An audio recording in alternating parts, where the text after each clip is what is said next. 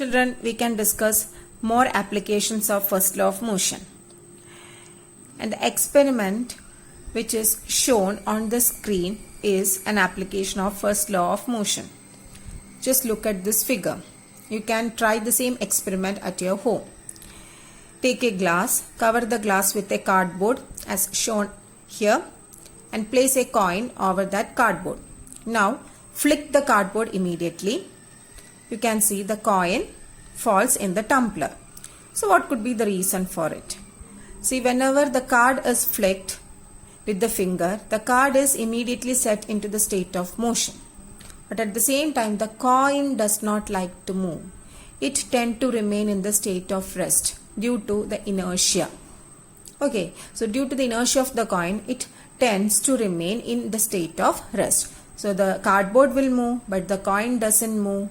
So as a result, the cardboard will be thrown away and the coin falls in the tumbler because the cardboard is no longer there to hold the coin. Okay, and just look at this experiment. You might have experienced this situation whenever you play carom board. So whenever the pile of coins is struck with a striker, what happens? The last coin will move like this, but at the same time remaining coins will be here as shown in the figure.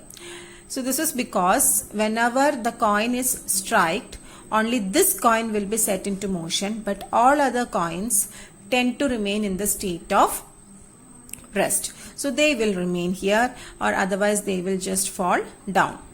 Okay, so this is also due to the inertia of rest of these coins. Okay children, so all these are applications of first law of motion. And now you might have understood why dust comes out of the carpet when it is beaten with a stick. When the carpet is set into motion, the dust particles,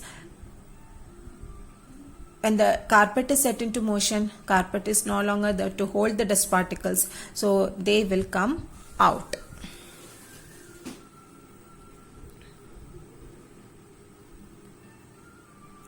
Now, this Newton's first law of motion gives an idea about the inertia of the object. Hence, Newton's first law of motion is also known as law of inertia.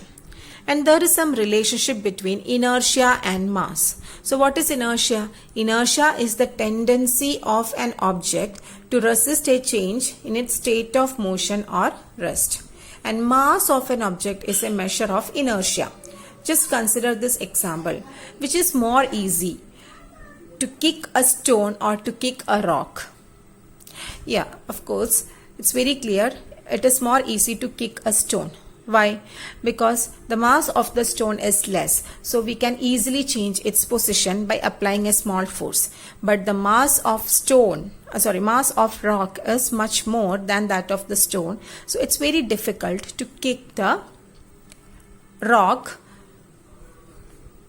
by applying a so in order to move that rock, we need to apply more force.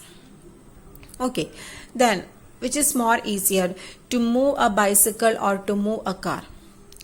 Yeah, to move a bicycle because it is less massy than that of car.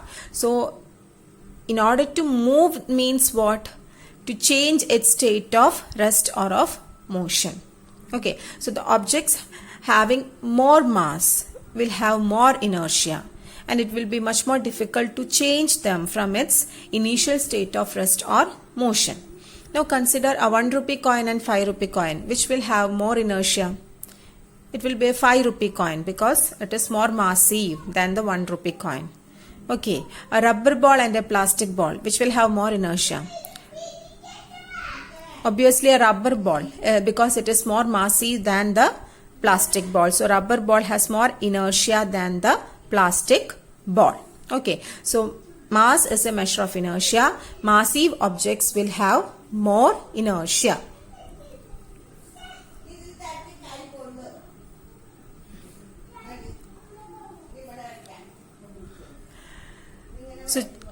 So children, that's all about Newton's first law of motion and its applications. You must remember all the applications very well. With this, I am concluding my session. Notes of the topic and YouTube video have been uploaded. Just go through it, attend the test paper and post me the answers quickly. Take care all of you. We will meet in the next session. Stay home, stay safe, keep learning. Thank you.